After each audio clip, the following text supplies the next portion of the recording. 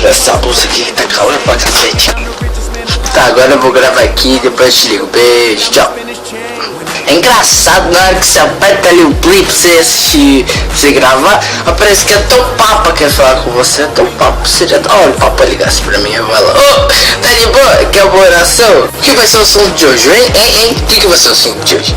Hoje vai ser 10 coisas que você já fez quando vê aquela pessoa chata e ela vem conversar com você.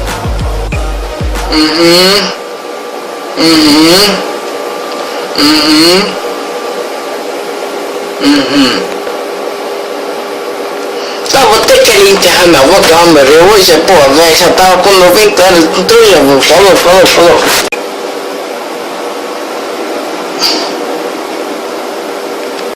Opa, tá falando comigo? Desculpa, eu não vi você aí.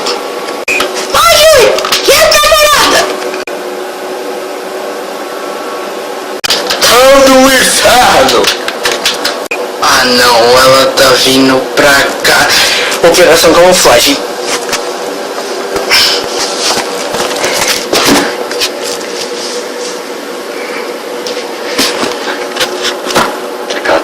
Será que ela tá me vendo? Será que ela vai passar? Ufa! Calor do cacete. Eu vou ter que comprar pão, já volto, falou?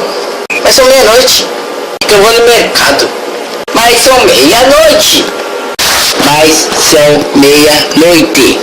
Certo, são meia-noite, se quiser comprar pão, eu vou comprar pão. Agora eu não quero falar com vocês.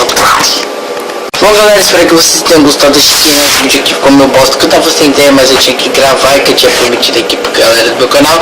E os caras do canal já tava prestes a me perguntar do canal, cara, que eu não postava vídeo. Mas é isso aí, se você gostou, clique em curtir aqui embaixo, se você tiver no Facebook. Clique em curtir, se você estiver no YouTube, clique em gostei aqui embaixo que ajuda pra caramba o canal. Clique em também compartilhar se você quiser com seus amigos pra fazer o passo amigo. Clique aí, caralho. E é nóis. Falou?